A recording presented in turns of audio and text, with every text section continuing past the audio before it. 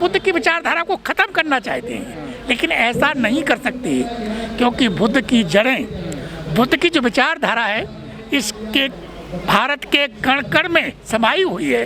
कहाँ तक खत्म करेंगे? जहाँ भी खो देंगे तो बुद्ध निकलेंगे, समझे? तो ये आज तुम सत्ता में हो तो कर सकते हो, लेकिन सदैव नहीं रहोगे। जिस दिन कोई दूसरा आएगा जी वो फिर सम्राट अशोक की तरह जी इसको लाएगा सामने जी, और समता, मैत्री और करुणा का संदेश भारत में पुनः स्थापित होगा। गैर कानूनी है जब तो विरोध हो रहा है, क्योंकि इसमें जो राष्ट्रीय चिन्ह है वो पूजा का केंद्र नहीं है, मतलब पूजा का वो तो सबका है, उसकी पूजा नहीं होनी चाहिए ना, वो तो सभी के लिए है, मतलब शांति का संदेश दे रहा है ना वो तो, क्योंकि बैर से बैर कभी शांत नहीं। तो हाँ, ये मैल नहीं खाता, क्योंकि इसका जो आप देखेंगे, इसका जो शेर का जो है ना मुंह फटा हुआ है, तो वो मतलब ये कहिए कि वो अशांति का प्रतीक है, मतलब दूसरों को डरावना, मतलब। और वो जो सम्राट अशोक का जो वो है तो शांति। तो ये गलती प्रधानमंत्री जी से हुई है, आर्किटेक्ट ने करी है? देखिए एक बात ये, आर्किटेक्ट जो होता है जी वो तो उसके इशारे पर काम करता है ना, तो ये तो अब चलो मान लो गलती कर दिया उसने, तुम लाए क्यों थे उसको? मतलब मान लो चलो उसने गलती कर दिया, गलती से बन गया वो, तुमको नहीं लेना चाहिए था, हम तो दूसरा चाहिए भाई, जब पैसे दे रहे हैं तो हमें तो बढ़िया चीज़ चाहिए ना। तो ये तो एक बहाना है, वो इनके इशारे पर किया गया है। और इसके जो वो लोग हैं ना, जिसे आप कहिए कि मनुवाद विचारधारा के जो लोग हैं, जिन्हें आप आरएसएस के भी कह सकते हैं, उनकी प्लानिंग के तहत ये किया गया है। तो हम तो देखो यही कहना चाहेंगे, चाहे वो आरएसएस के लोग हों, चाहे हिंदू संगठन हो या बीजेपी के लोग हों, हम तो सभी के प्रति मैत्री भाव रखना चाहिए। देखिए जहाँ तक हिंदू राष्ट्र बनाने की बात आती है, तो मैं कहता हूँ देश में हिंदू है ही नहीं कोई। इस देश में ब्राह्मण है और क्षत्रिय है, वैश्य है, शूद्र है, समझे? तो हिंदू है कहाँ? हिंदू राष्ट्र कैसे बन सकता है? जब हिंदू है ही नहीं तो हिंदू राष्ट्र बनाएंगे कैसे? और मैं तो ये कहता हूँ देश का प्रधानमंत्री हिंदू है, देश का गृह मंत्री हिंदू है, देश का राष्ट्रपति हिंदू है, देश की सेना के जो प्रमुख हैं वो हिंदू हैं, जज बैठे हुए हैं, मतलब सुप्रीम कोर्ट और हाई कोर्ट और ये सब हिंदू है। भाई कमी और कहाँ रह गई हिंदू राष्ट्र बनाने की? सारे तो तुम हिंदू हो, लेकिन फिर भी चिल्ला रहे हो कि हिंदू खतरे में है, हिंदू खतरे में। भैया तुम्हारे दिमाग में यदि खतरा बना हुआ है तो वो नहीं निकाला जा सकता।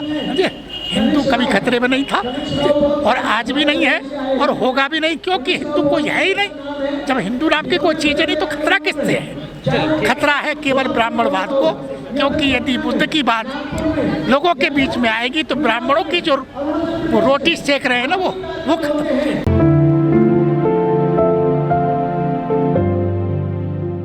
देखिए ये सब तानाशाही के बल पर किया है, मतलब देश में एक तानाशाही स्थापित करना चाहते हैं।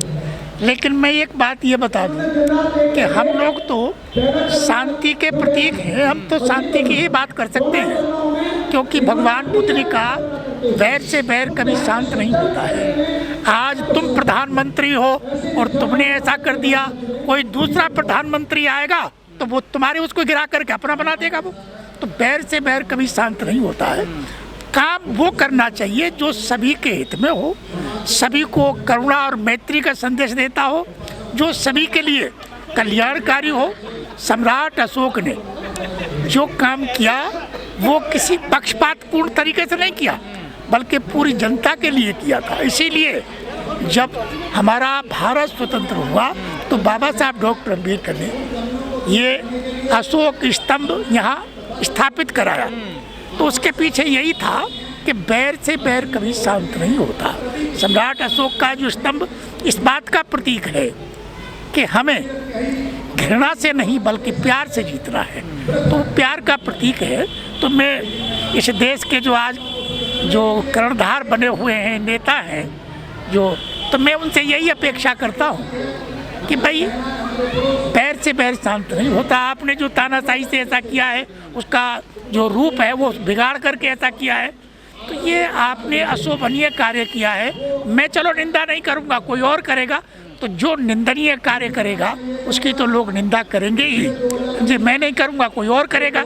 इसलिए हमें काम वो करना चाहिए क्योंकि देश का जो नेता होता है वो देश का सेवक होता है। अपनी तानाशाही के बल पर वो किसी को दबा करके थोड़ी देर के लिए मनवा सकता है अपनी बात को, जैसा आज चल रहा है। लेकिन वो सदैव नहीं रहोगे आप, जब सदैव नहीं रहोगे समझे, तो ये करने से क्या फ़ायदा है।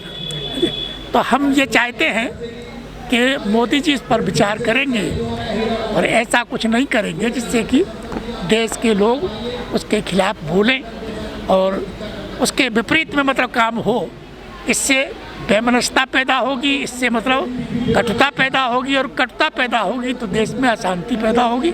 इसलिए मैं तो यही कहना चाहूँगा कि हमारे देश के जो नेता हैं उस पर पुनर्विचार करें और उसको जो सही वास्तविक आकृति है उसी आकृति को पुनः स्थापित करें, ऐसी मैं आशा करता हूँ। नहीं देखिए, एक बात है, पूजा अर्चना बाबा साहब डॉक्टर अम्बेडकर ने जब स्तंभ स्थापित किया था तो वहाँ तो कोई पूजा पाठ की बात नहीं कही गई थी, क्योंकि पूजा पाठ से होगा क्या, कोई पूजा पाठ नहीं होना चाहिए, क्योंकि पूजा पाठ तो ये केवल आडंबर है और वो केवल मनुवाद है, ब्राह्मणवाद है। स्तंभ के साथ किया गया ना ऐसा सर? हाँ, तो किया गया है, वो तो उन्होंने ब्राह्मण संस्कृति को मतलब जो मनुवादी संस्कृति है उसको लाना चाह रहे हैं।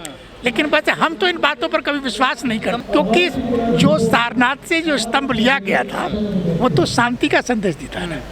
मतलब कि मैं जैसे सम्राट अशोक ने जब शस्त्र डाल दिए थे तो इसका मतलब ये नहीं था कि मैं अपने देश की रक्षा नहीं करूँगा, लेकिन उन्होंने ये कहा था कि मैं अब लोगों को प्यार से जीतूंगा। मैं तो यही कहना चाहूँगा कि यदि वो लोग थोड़ी भी अपने में मतलब सहानुभूति रखते हैं तो इसको बदल करके दूसरा लगा दें और देश में शांति स्थापित करें, क्योंकि शांति से बढ़ करके, क्योंकि आप ये मान करके चलिए कि संसार में सदैव कोई नहीं रहेगा। आज तुम सत्ता में हो तो अपनी मनमानी कर रहे हो, लेकिन याद रखो कि तुम सदैव नहीं रहोगे, एक दिन जाओगे और जो जिनके इशारे पर तुम कर रहे हो ज़्यादा दिन तुम मरोगे ना तो तुम एक सेकंड भी नहीं रुकने देंगे, उठा के फेंक देंगे, जला देंगे। कोई चीज़ होती है चाहे वो बड़ी हो या छोटी हो, लेकिन वो जो पार्लियामेंट पर लगा हुआ है, जो हमारा वर्तमान में जो पार्लियामेंट है उस पर जो लगा हुआ है वो क्या छोटा है? तो ये तो जानबूझ करके ऐसा किया गया है। अच्छा, इसकी ज़रूरत क्या पड़ रही थी वहाँ पर? पहली बात तो ये है कि हमारा जो पार्लियामेंट है अब भी अच्छी हालत में है और हमारे देश का एक बहुत ही भव्य मतलब इस इमारत है, वो अभी बदलने की क्या ज़रूरत पड़ रही थी, लेकिन ये प्लानिंग के तहत किया जा रहा है। तो मैं तो ये कहना चाहूँगा कि ये बदले की भावना से सब कुछ हो रहा है और मैं तो यही कहना चाहूँगा भाई हमें किसी के प्रति मतलब इस तरह का भाव नहीं रखना है, क्योंकि हम सदैव नहीं रहेंगे, कोई दूसरा आएगा और वो आएगा तो हमारे करे धरे पर सब पानी फेर देगा।